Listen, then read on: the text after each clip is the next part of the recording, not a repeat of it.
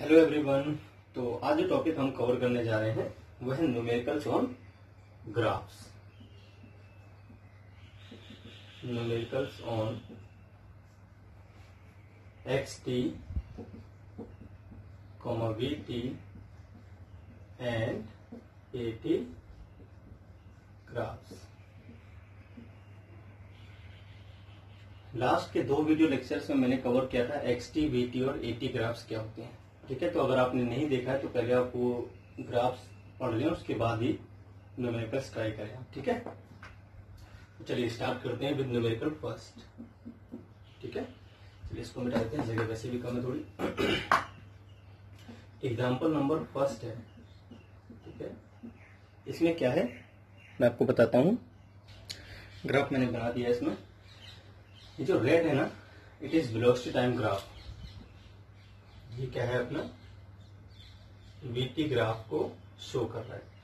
Y axis पर हमने velocity ले रखी है और X एक्सिस पर हमने टाइम को मेजर किया हुआ है। ठीक है भाई, जो वेलोसिटी है it will is in metre per second और जो टाइम है ये आपको सेकेंड में दिया हुआ है। आपको पता करना है डिस्प्लेसमेंट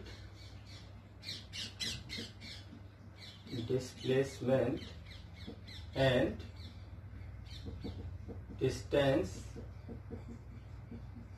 ट्रेवल्ड। ठीक है भाई, मैं कोशिश करूंगा सारे के सारे एक एक क्वेश्चन हम हर टॉपिक पे उठा लेंगे आपसे। तो चलिए पहला हम निकालते हैं डिस्प्लेसमेंट और डिस्टेंस का। तो करते हैं solution.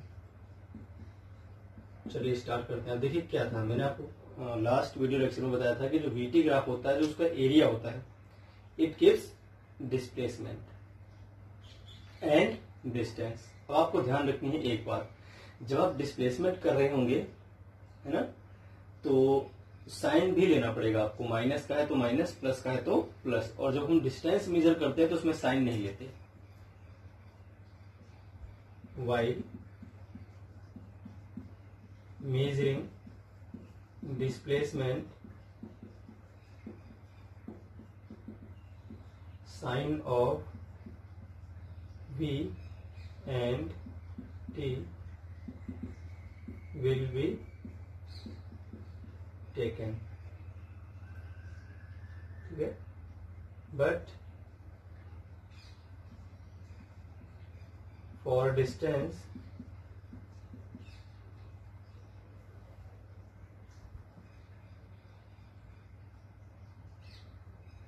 mod of V and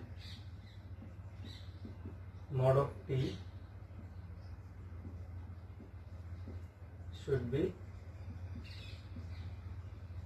taken। ठीक है, मतलब जो नीचे भी आ रहा है इसको प्लस में ही लेना पड़ेगा डिस्टेंस वाले केस में। डिस्प्लेसमेंट वाले केस में इसको माइनस में लेना है, तो डिस्टेंस वाले केस में आपको प्लस में ही लेना है। चलिए मैं सोल्यूशन कर देता हूं तो आपको ज्यादा बात समझ में आएगी। तो अब देखिए क्या करना है इसमें। सबसे पहले हमें निकालना होता है एरिया। ठीक है, तो हम पहले बात कर लेते हैं डिस्प्लेसमेंट। इसकी डिस्प्लेसमेंट की। चलिए तो स्टार्ट करते हैं। हमें निकालना है एरिया। देखिए एरिया कहां से निकालना है। सबसे पहले जहां से रेड ग्राफ शुरू हुआ है वो सबसे पहले ये एरिया पता करना पड़ेगा। मैं ग्रीन से कर देता हूँ एरिया को। सबसे पहले ये एरिया देखना है। अब ये क्या बन रहा है आपके पास, ये बन रहा है एक रेक्टेंगल, है ना। तो अगर हम बात करें इस रेक्टेंगल की, इतने की, तो इसका जो बेस है वो 2 - 1 तो 1 के इक्वल है ना? ये मान लीजिए आपका लेंथ है और ये मान लीजिए ब्रेथ है, ये मान लीजिए लेंथ है, या कैसे भी आपकी मर्जी। इसको ब्रेथ मान लीजिए, इसको लेंथ मान लीजिए, या फिर इसको लेंथ और इसको ब्रेथ मान लीजिए। तो ये 2 आ जाएगा, यहाँ पे 0, यहाँ पर 2, ये क्या आ जाएगी 2, और ये कितना आ जाएगा 2 - 1 × 1। तो 1 × 2 आ गया भाई इसका एरिया। तो पहला एरिया मालूम चल गया। पॉजिटिव में दोनों चीजें प्लस में आया। अब देखिए इतना, ये क्या बन रहा है, ये बन रहा है आपका ट्रिपेजियम। कैसे, देखिए ऐसे बन रहा है ट्रिपेजियम। ये ट्रिपेजियम टाइप का बन रहा है, जिसमें ये लिखा हुआ, ये साइड है 2 और दूसरी वाली साइड आपको दे रखी है 6। ये है ना 6 लिखा हुआ है। तो ये कितना आ जाएगा 6 और ये कितना आ जाएगा 2, जबकि ये कितना आएगा 1। ठीक है, तो फॉर्मूला क्या होता है भाई ट्रिपेजियम का, half into sum of parallel sides तो 6 + 2 और इंटू डिस्टेंस बिटवीन देम। तो डिस्टेंस बिटवीन देम क्या है? 1 है सीधी, परपेंडिकुलर डिस्टेंस बिटवीन देम, ये नहीं, ये तिरछी है, सीधी डिस्टेंस लेनी पड़ती है। तो यहाँ पर क्या आ जाएगा भाई, अगला जो आएगा 1 × 2 और 6 + 2 8 हो जाएगा 1, यहां से निकाल रहा हूं, ठीक है। चलिए अब अगला एरिया देखते हैं क्या है, इसको इरेज कर दीजिए।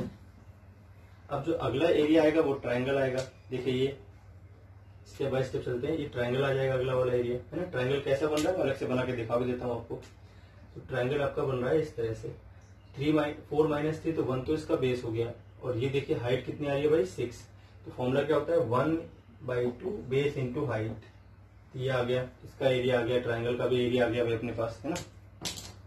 अब देखिए ग्राफ कहाँ पहुंच गया, नीचे पहुंच गया। तो ये एरिया लेना है अपने को एक्स एक्सिस के साथ, नीचे वाला अभी भी ट्रायंगल बन रहा है। अभी ट्रायंगल कैसा बन रहा है, इस तरह का, है ना। देखिए नीचे जो दे रखा था आपने को, यहाँ पर दे रखा है आपको 6, ये मैं लिखना भूल गया, यहाँ पर लिख देता हूँ 6 इस जगह पे, ये 6 दे रखा है अपने को, क्लियर है। तो अब देखिए इसका 5 - 4 तो बेस हो गया 1 और हाइट क्या हो गया भाई 6, तो फिर से वही आ जाएगा, लेकिन इस बार आएगा माइनस में क्योंकि नीचे गया। आप देखिए ये जो अपने पास जो इस बार दे रखी है अपने को हाइट ही दे रखी है -6, नीचे आ गया ना, ये जो आएगी -6 आएगी। आपको साइन लेना है, अगर नीचे है तो माइनस लेना है, ऊपर है तो प्लस लेना है, तो ये आ जाएगा -6। तो 1/2 और इंटू 1 × 6, माइनस को मैंने आगे लिख दिया डायरेक्ट। अगर एरिया नीचे आएगा तो माइनस लिखना है और ऊपर आएगा तो प्लस लिखना है, क्लियर है भाई।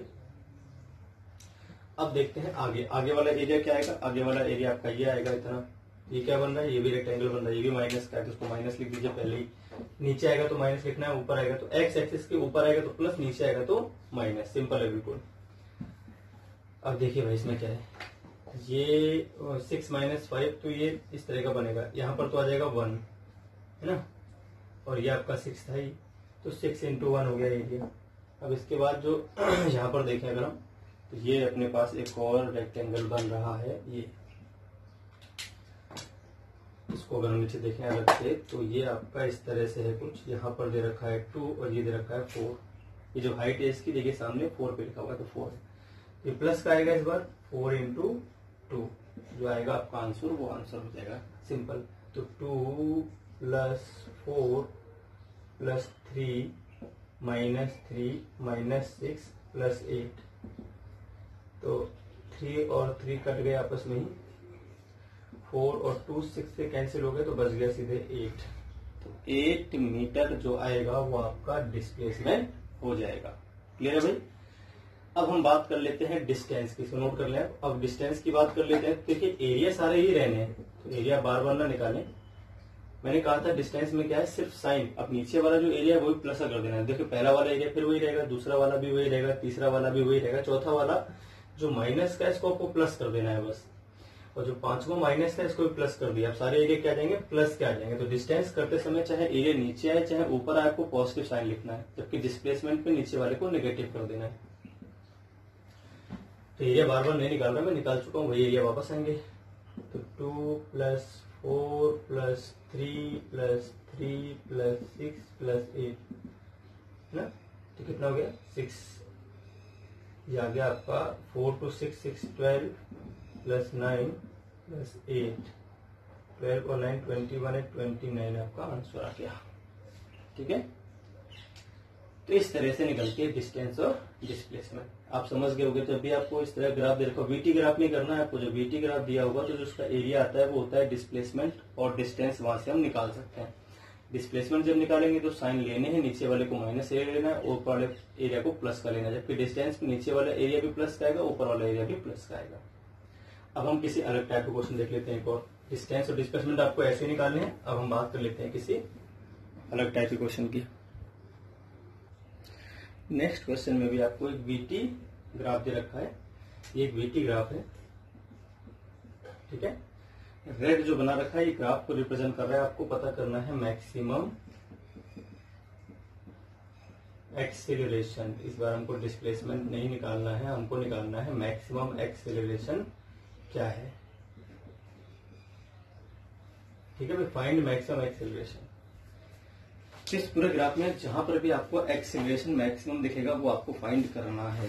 तो आपको ध्यान हो तो मैंने आपको बताया था कि जो एक्सीलरेशन होता है वीटी ग्राफ में ये होता है स्लोप, है ना। चलिए सोल्यूशन करते हैं इसका। ए इज इक्वल टू होता है एक्सीलरेशन इज इक्वल टू होता है स्लोप ऑफ वीटी ग्राफ। अब देखिए इसमें कई पार्ट हैं। इस पार्ट को हम 1 मान लेते हैं, इस पार्ट को 2 मान लेते हैं, इस पार्ट को 3 मान लेते हैं और इस पार्ट को हम मान लेते हैं 4। ठीक है, चलिए तो हम बात कर लेते हैं फिर। जो पहला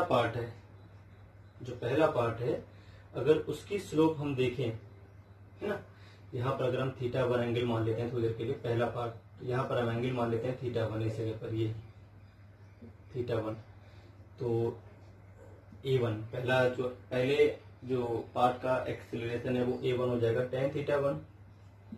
कितना आ जाएगा भाई, वो परपेंडिकुलर अपॉन में बेस, तो 20/20 1 आ गया, है ना, 20/20 तो 1 आ गया tan θ1, खत्म।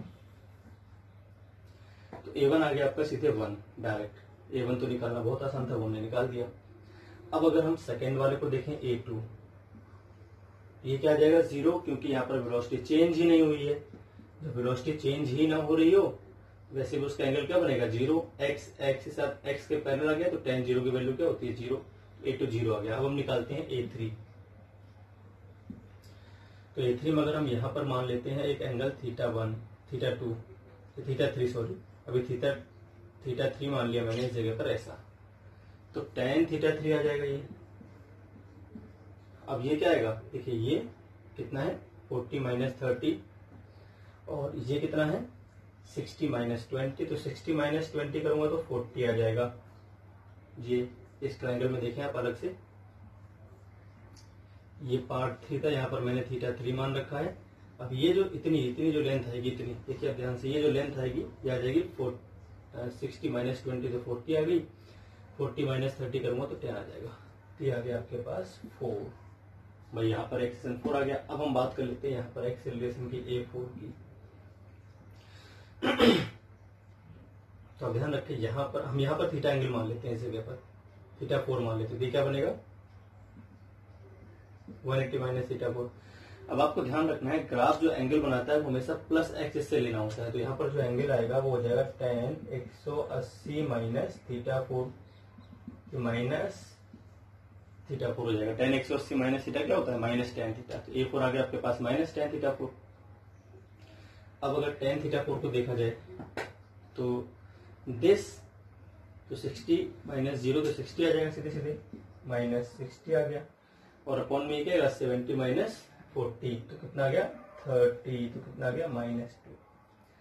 तो जो एक्सेलरेशन की मैक्सिमम वैल्यू आएगी वो कितनी आ जाएगी भाई,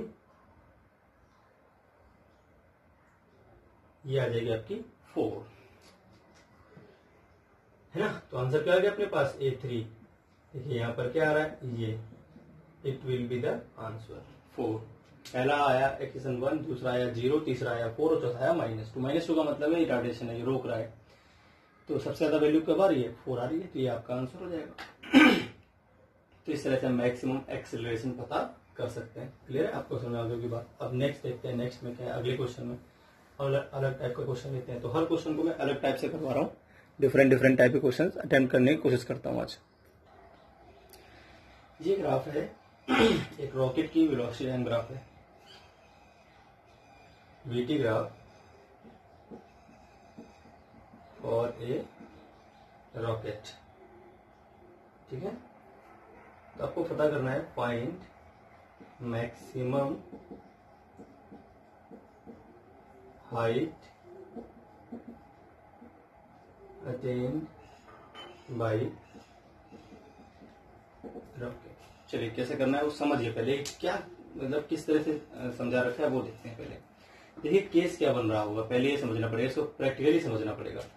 इस वाले हिस्से में इसकी वेलोसिटी इंक्रीज हो रही है और दूसरे 3 पार्ट हैं इसके, तीनों पार्ट को बनाता हूं मैं, एक तो 1, एक 2 और एक ही हो गया थर्ड, नीचे आ गया, इतना इसका थर्ड पार्ट है। फर्स्ट पार्ट में वेलोसिटी इंक्रीज हो रही है, सेकेंड पार्ट में डिक्रीज हो रही है और थर्ड पार्ट में तो वेलोसिटी की डायरेक्शन भी बदल गई है, ठीक है। और वैल्यू वापस से इंक्रीज होगी। भाई 0 इसके नीचे आता है, फिर 10, फिर 20, फिर 30। -10 का मतलब है जस्ट अपोजिट डायरेक्शन में। देखिए हुआ क्या होगा, पहले रॉकेट ऊपर जा रहा होगा, यहां तक उसकी स्पीड बढ़ी है, तो यहां तक उसका इंजन काम कर रहा होगा ना, इंजन इसका क्या होगा, ऑन। जब इंजन ऑन होगा तो इसकी स्पीड बढ़ रही होगी। ये जमीन है, अर्थ को मान लेते हैं, यहाँ से अर्थ, ठीक है। इसके बाद क्या होगा, इसका इंजन हो गया होगा ऑफ। समझना है आपको ध्यान से, इंजन क्या हो गया, ऑफ। इंजन ऑफ होते ही जमीन इसको वापस खींचेगी ड्यू टू ग्रेविटेशन, तो इसकी स्पीड धीरे धीरे कम हो जाएगी। यहाँ पर आके इसकी स्पीड क्या होगी भाई, 0, फाइनल 0। और इसके बाद जमीन वापस खींचेगी तो नीचे आना शुरू हो गया इसके बाद। तो ये कंडीशन बन रही है इसकी। यहां से यहां तक इसका इंजन ऑन था तो इसकी स्पीड बढ़ी, इसके बाद इंजन ऑफ हो गया तो इसकी स्पीड क्या होगी, घटना शुरू हो जाएगी। घटेगी क्यों, क्योंकि इसको अर्थ वापस खींचेगी। देखिए यहाँ पे भी अर्थ खींच रही है, पर इंजन ऑन था, इंजन ज्यादा ताकत थी, वो स्पीड बढ़ा रहा था। अब इसके बाद इंजन हो गया ऑफ, ठीक है। इंजन ऑफ होने के बाद क्या हुआ, अब तो सिर्फ जमीन खींचेगी वापस, तो इसकी स्पीड धीरे धीरे कम होगी। जमीन नीचे की तरफ खींचती है, ये जा रहा था ऊपर, यहाँ पे जाके रुक जाएगा, इसके बाद वापस जमीन पर आएगा। तो ये तो कंडीशन बन रही होगी यहाँ पे। तो इस तरह की कंडीशन यहाँ पे बन रही है अपने सामने। देखिए मैक्सिमम हाइट क्या है, मैक्सिमम हाइट क्या है, यहां से लेकर यहां तक ही तो है मैक्सिमम हाइट। भाई यहां से लेकर यहां तक ही तो है मैक्सिमम हाइट। तो जितना पॉजिटिव जब तक इसकी वेलोसिटी थी तब तक ये एक डायरेक्शन में चल रहा था, और नेगेटिव वेलोसिटी होते ही ये अपोजिट डायरेक्शन में चलेगा। तो मैक्सिमम हाइट यहां तक आएगी, कहां तक आएगी, 100 तक। इसके बाद जो एरिया है वो नीचे आ जाएगा, तो वो हाइट फिर कम होना शुरू हो जाएगी। तो मैक्सिमम हाइट के लिए हमें निकालना क्या है, डिस्प्लेसमेंट। अब डिस्प्लेसमेंट इतना देखिए, ये तो आएगा, है ना। तो मैक्सिमम हाइट क्या आ जाएगा, maximum height is equal to आ जाएगा एरिया ऑफ, नाम रख लेते हैं इसका, इसका नाम रख लेते हैं O, इसका नाम रख लेते हैं A, इसका नाम रख लेते हैं B, है ना, ट्राइंगल का एक पॉइंट का एरिया ऑफ OAB। अब ये एरिया क्यों नहीं लिया मैंने, नीचे वाला एरिया क्यों नहीं लिया, क्योंकि वो अपोजिट डायरेक्शन में आ जाएगा, वहां से उसकी डायरेक्शन बदल गई है, वो वेलोसिटी चेंज हो गई। तो यहाँ तक देखिए स्पीड बढ़ी, इसके बाद स्पीड घटी, यहाँ पे 0 होगी, इसके बाद नीचे आएगा, नीचे आएगा तो हाइट कम होना शुरू हो जाएगी। मैक्सिमम हाइट इसी पॉइंट तक निकलेगी, इसके बाद डायरेक्शन इसकी रिवर्स हो जाएगी, ध्यान रखना आपको। तो आपको सिर्फ इतना एरिया निकाल देना, वही आंसर हो जाएगा। एरिया क्या आता है, डिस्प्लेसमेंट तो आता है, डिस्प्लेसमेंट इन वन डायरेक्शन आ जाएगा आपका। हाइट भी क्या है, डिस्प्लेसमेंट तो है। तो अब इसका अगर हम निकालें तो हाफ इंटू बेस क्या है भाई, 100, 100 माइनस 0, और हाइट क्या है इसकी, 1000।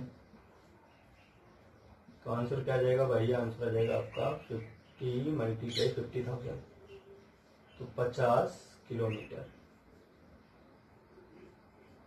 50 किलोमीटर आपका आंसर आ जाएगा, ठीक है। तो ये आपका आंसर होगा इसमें। क्लियर होगी बात। चलिए तो हम नेक्स्ट देखते हैं, एक और क्वेश्चन ट्राई कर लेते हैं। इस क्वेश्चन में आपको डिस्प्लेसमेंट टाइम ग्राफ दे रखा है एक, ठीक है, जो ब्लैक ब्लैक है डिस्प्लेसमेंट टाइम ग्राफ है। आपको बताना है अगर ये डिस्प्लेसमेंट टाइम ग्राफ है किसी पार्टिकल के लिए, तो उस पार्टिकल का वेलोसिटी टाइम ग्राफ क्या आएगा। फाइंड वीटी ग्राफ, ठीक है, ये क्वेश्चन हो गया आपका। अब आते हैं सॉल्यूशन पे। समझिए फिर से एक बार, ये क्या है भाई, ये है आपका डिस्प्लेसमेंट टाइम ग्राफ। अगर डिस्प्लेसमेंट टाइम ग्राफ किसी पार्टिकल का दे रखा हो तो आपको इस ग्राफ को देखते हुए इसी पार्टिकल के लिए वीटी ग्राफ बनाना है। इस डिस्प्लेसमेंट ग्राफ से आपको वीटी ग्राफ बनाना पड़ेगा। देखते हैं वीटी ग्राफ कैसे बन सकता है। बहुत इजी, कुछ खास नहीं है, समझे बहुत इजिली आपको समझ में आ जाएगी बात। तो आपको ध्यान हो तो मैंने आपको बताया था कि एक्सटी ग्राफ जो डिस्प्लेसमेंट टाइम ग्राफ होता है ना, इसमें स्ट्रेट लाइन जो टाइम एक्सिस के साथ कोई एंगल बनाती है, ये यूनिफॉर्म मोशन को शो कर रहा होता है। क्या शो कर रहा होता है, यूनिफॉर्म मोशन। यहाँ पर वेलोसिटी क्या है भाई, कांस्टेंट। तो आप ध्यान रखें, तो आपका वीटी ग्राफ आएगा, उसमें टी ग्राफ स्टार्टिंग टाइम, यहाँ पे टाइम लिख लीजिए आप, यहाँ पर वेलोसिटी। तो इसकी वेलोसिटी क्या हो जाएगी भाई, इसकी वेलोसिटी हो जाएगी आपकी कांस्टेंट। तो स्टार्टिंग में क्या रहेगी अपने पास, एक कांस्टेंट वेलोसिटी रहेगी कुछ देर तक, टाइम t1 तक।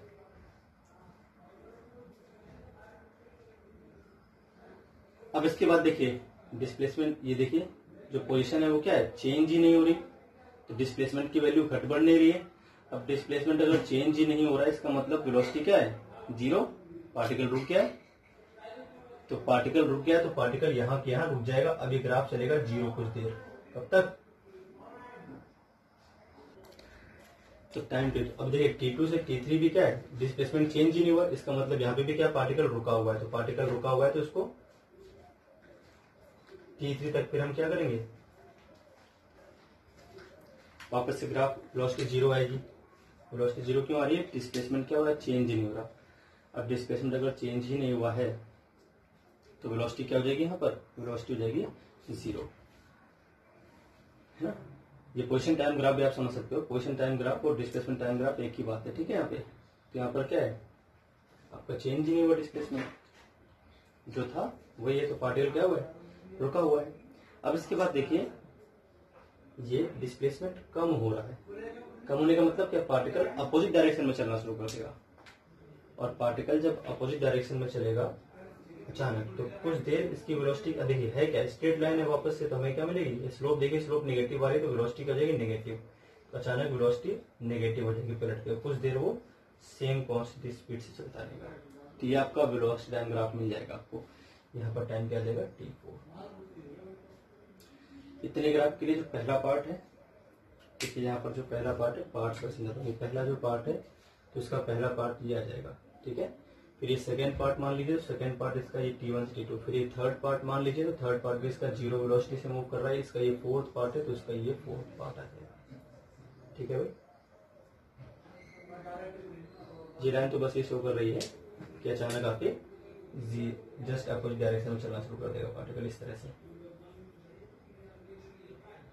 ये ग्राफ आपको मिलेगा, फर्स्ट ग्राफ, फिर सेकेंड ग्राफ, फिर ये सेकेंड और थर्ड, यहाँ पे फोर्थ आ जाएगा। ये लाइन तो क्या बता रही है, तुरंत यहाँ पर 0 हो गई स्पीड। एक कांस्टेंट स्पीड से मूव किया, फिर तुरंत स्पीड 0 हो गई, फिर 0 स्पीड चलता रहा, कुछ देर रुका रहा, उसके बाद फिर अचानक डायरेक्शन पलट गई, उसके बाद ये आपका। तो डिस्प्लेसमेंट टाइम ग्राफ से हम वेलोसिटी टाइम ग्राफ का पता कर सकते हैं, ठीक है भाई। चलिए एक क्वेश्चन उल्टा कर लेते हैं, आपकी बार हम एक्सेलरेशन टाइम ग्राफ से वेलोसिटी टाइम ग्राफ पता करेंगे। आपके पास एक एक्सेलरेशन टाइम ग्राफ दे रखा है, आपको इस टाइम ग्राफ से वीटी ग्राफ को निकालना है। तो ये क्या है, अब ये पहला पार्ट है और ये सेकंड पार्ट है। फर्स्ट पार्ट क्या बता रहा है, फर्स्ट पार्ट बता रहा है इंक्रीजिंग एक्सेलरेशन, ठीक है भाई, इंक्रीजिंग एक्सेलरेशन। तो आपको ध्यान हो, जब मैंने वीटी ग्राफ बनाया था तो वीटी ग्राफ में आपको बताया था इंक्रीजिंग जो एक्सेलरेशन आता है आपके पास, वो आता है इस तरह का, इस तरह का, ये शो करता है इंक्रीजिंग एक्सेलरेशन को। अगर वीटी ग्राफ में देखें तो ये इंक्रीजिंग एक्सेलरेशन है, और एटी ग्राफ में एक स्ट्रेट लाइन बताती है इंक्रीजिंग एक्सेलरेशन को। तो वीटी ग्राफ में जाइए, आपको देखे मिल जाएगा वहां पे इंक्रीजिंग एक्सेलरेशन ग्राफ ऐसा आएगा। तो इससे जो मैच करेगा वीटी ग्राफ वो ये रहेगा। इसके बाद बात करना है डिक्रीजिंग। अब ये डिक्रीजिंग एक्सेलरेशन है, डिक्रीजिंग एक्सेलरेशन ऐसा बनता है, इस तरह से उल्टा घूमता है, ठीक है, इस तरह से। तो यहां तक टाइम क्या रहेगा,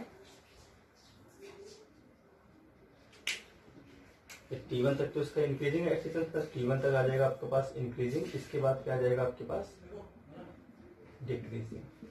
तो ये ग्राफ आ जाएगा आपका वीटी ग्राफ, जो इससे मैच करेगा, क्लियर है। तो ये आपके पास आंसर आ जाएंगे। एक और क्वेश्चन ट्राई कर लेते हैं। नेक्स्ट एग्जांपल में आपको दिया हुआ एक वीटी ग्राफ और आपको इससे निकालना है एटी ग्राफ, ठीक है। एक वीटी ग्राफ दिया हुआ, उससे हमें क्या पता करना है, एक एटी ग्राफ को हमें पता करना है। देखिए कैसे करेंगे, चलिए।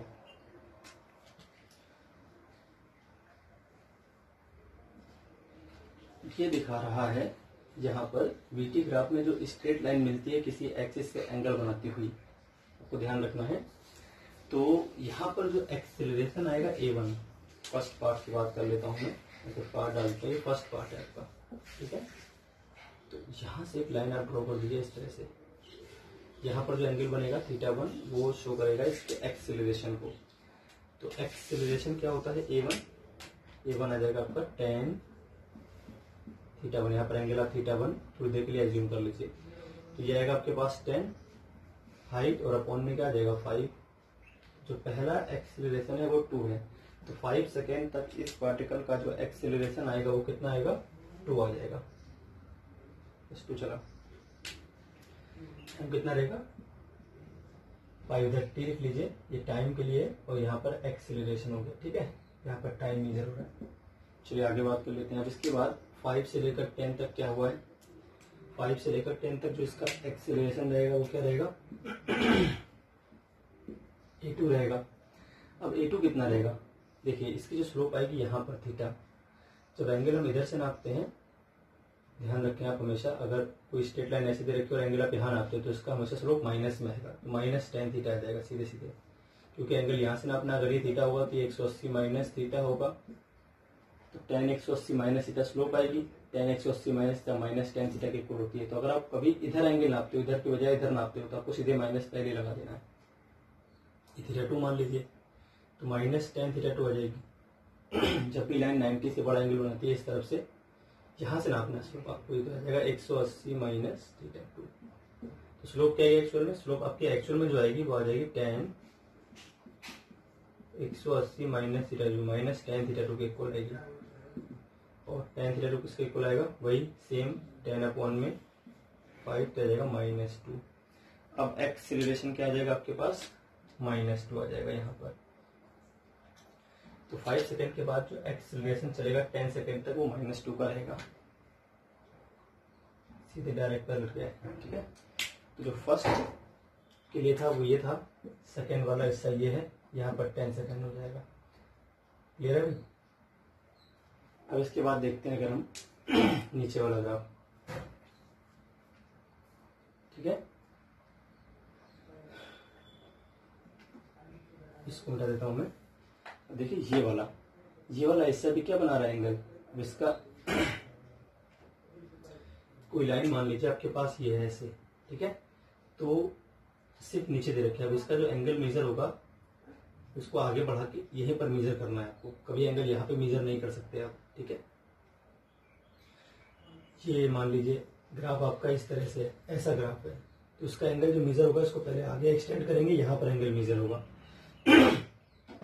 तो फिर से वही आंसर आएगा भाई, जो A3 आएगा, थर्ड पार्ट जो आएगा अपने पास, ये थर्ड पार्ट था, ये सेकंड पार्ट। अब थर्ड पार्ट का भी एंगल क्या है, tan थीटा 2 ही है, तो A3 भी, और ये भी क्या रहेगा माइनस का, क्योंकि एंगल वही मेजर करना है सेम, 180 माइनस थीटा 2, इस लाइन का भी एंगल बनेगा पॉजिटिव एक्सिस से, तो इसका भी वही आंसर आएगा -2।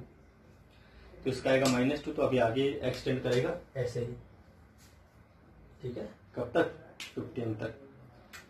तो 15 सेकेंड हो गया आपका इस जगह पे।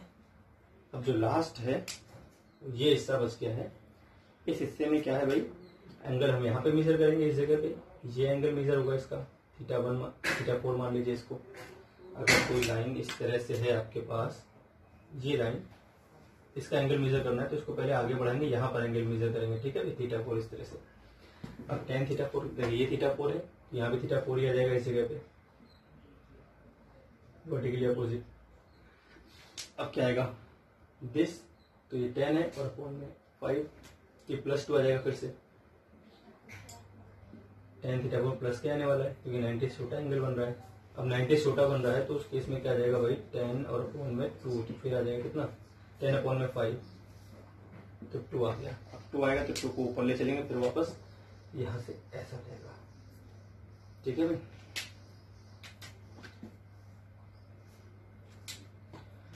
ये आ जाएगा आपका 20, ये 4th नंबर का है, और ये आप ऐसे मिला दोगे, 15 को यहाँ लिख देंगे, ठीक है। इस तरह से आपको ग्राफ मिलेगा, 80 ग्राफ आपको। तो आई होप आपको बात समझ में आई होगी। एक और क्वेश्चन ट्राई कर लेते हैं, लास्ट क्वेश्चन है।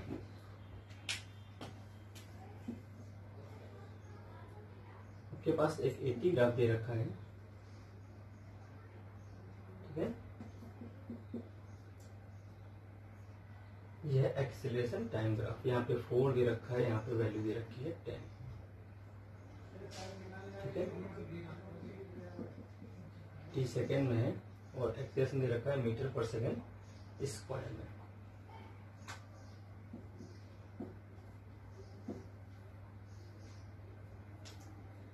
आपको बताना है at what time particle acquires एक इनिशियल स्पीड। पार्टिकल अपनी इनिशियल स्पीड वापस कब एक्वायर कर लेगा। ठीक है, चलिए स्टार्ट करते हैं, देखते हैं क्या आ सकता है इसका। अब देखिए, हम जानते हैं ए इज इक्वल टू क्या होता है भाई, d v by d t. Clear है। अब ए जो आ रहा है यहाँ पर, ए क्या आ रहा है, वेरिएबल आ रहा है ना। तो यहां से अगर हम देखें डीवी इज इक्वल टू हो जाएगा ए इंटू डी टी, है ना। क्वेश्चन नंबर फर्स्ट कर लेते हैं इसको। अब देखिए, ये एक स्ट्रेट लाइन मिल रही है, हम पहले ए और टी के बीच एक रिलेशन पता करेंगे। तो हम जानते हैं स्ट्रेट लाइन की इक्वेशन होती है एम एक्स प्लस सी। ठीक है, जहां पर आप एंगल थीटा मान लीजिए इस जगह पर, सॉरी यहां पर आप थीटा मान लीजिए, तो यहां बनेगा 180 माइनस थीटा। ठीक है। अच्छा, वाई पे जो मेजर होगा वो तो एक्सेलरेशन है, तो उसको लिख दीजिए ए। फिर स्लोप क्या होती है, tan थीटा, तो tan 180 minus theta into x पर क्या मेजर हो रहा है, टाइम। वाई पर मेजर हो रहा है ए और एक्स पर मेजर हो रहा है टाइम, और प्लस सी क्या होता है, इंटरसेप्ट वाई एक्सिस पर, तो वो कितना आ जाएगा 10। तो ए इज इक्वल टू आ जाएगा tan 180 माइनस थीटा। अभी 180 माइनस थीटा होता है माइनस tan थीटा टी और प्लस 10। अब ध्यान से देखिए, तो ए इज इक्वल टू क्या आ जाएगा आपके पास, ए इज इक्वल टू आ जाएगा tan थीटा कितना आएगा, 10 अपॉन में 4, तो माइनस 10 अपॉन में 4 टी प्लस 10। ठीक है, पुटिंग इन फर्स्ट कर देते हैं इसको। ये बढ़िया क्वेश्चन है, पुटिंग इन फर्स्ट। तो अब डीवी इज इक्वल टू क्या आ जाएगा अपने पास, डीवी इज इक्वल टू आ जाएगा minus 10 upon 4 into T plus 10 multiply D T. ठीक है, यहाँ तक नोट कर लें आप। इसके बाद देखिए, इंटीग्रेटिंग बोथ साइड,